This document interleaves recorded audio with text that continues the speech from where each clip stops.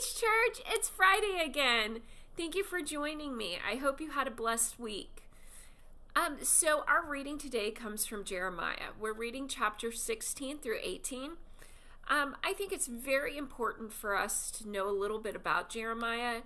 He was a prophet, and he was sent by God, and he had a very unpopular role.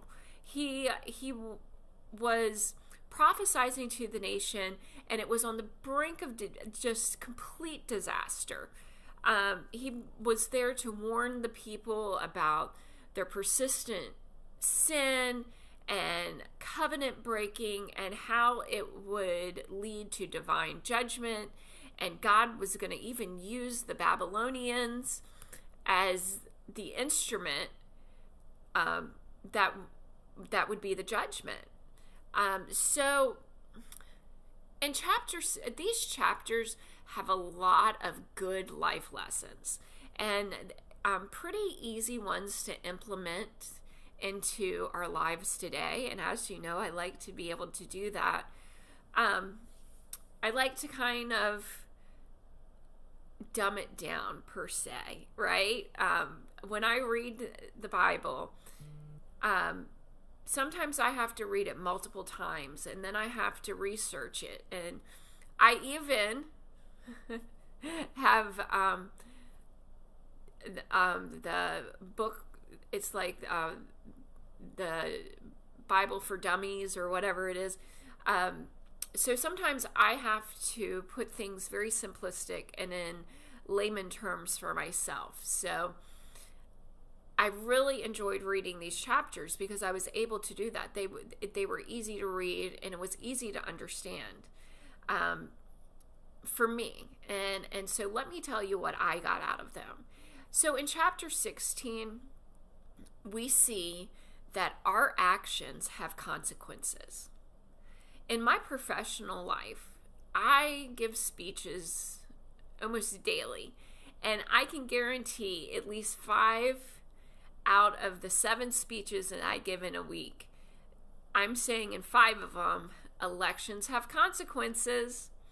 And so we see in chapter 16 that their actions had consequences, both for themselves and for those around them.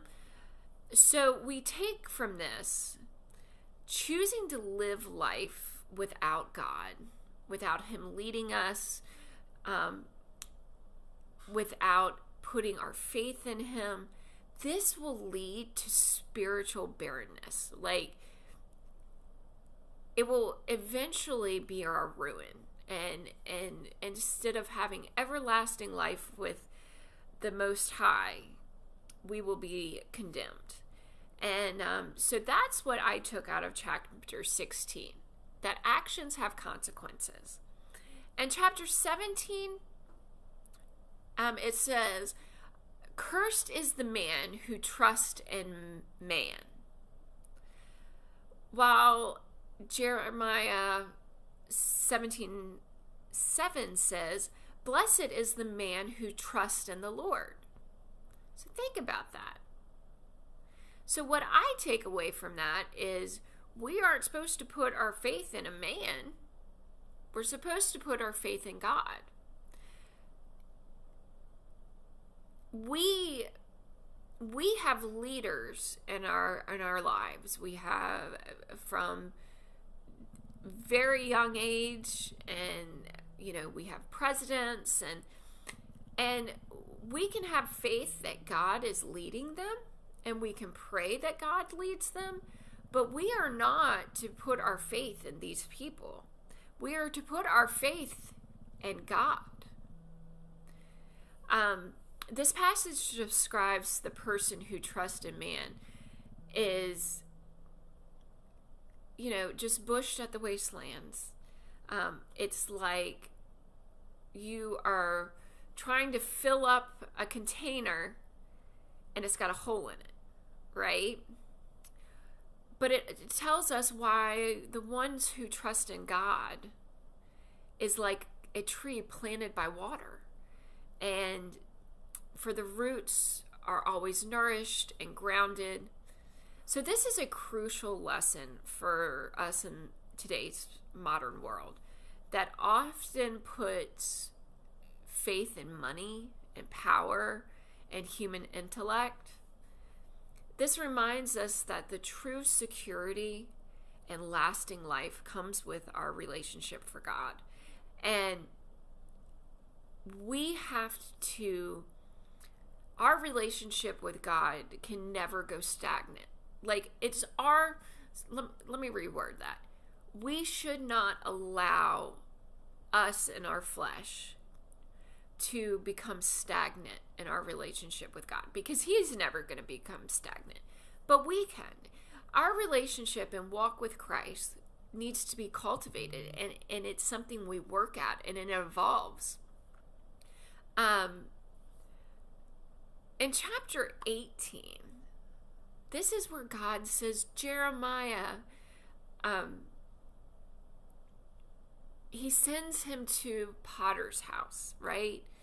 And so Jeremiah watches a potter shape this vessel, right? And when the pot is marred, the potter reshapes it into something new, something completely different. And God explains that He is the potter and Israel is the clay, right? He has the power and authority to reshape a nation that has gone astray. God can reshape us. This serves as a powerful metaphor for us, even when our lives feel broken and marred. God has the ability to reshape us. And He takes us and He makes it into something beautiful and what we could never have imagined. This is a message of both God's sovereignty, His love, His incredible grace and mercy, offering hope for us personally in our transformation. So I hope that you read these 3 chapters today and you realize your actions have consequences.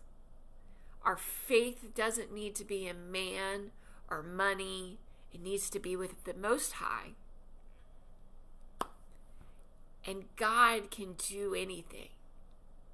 He can reshape us and mold us into something that we didn't even know possible. We just have to have faith in Him.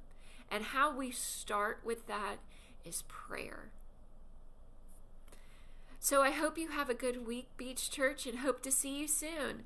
Bye!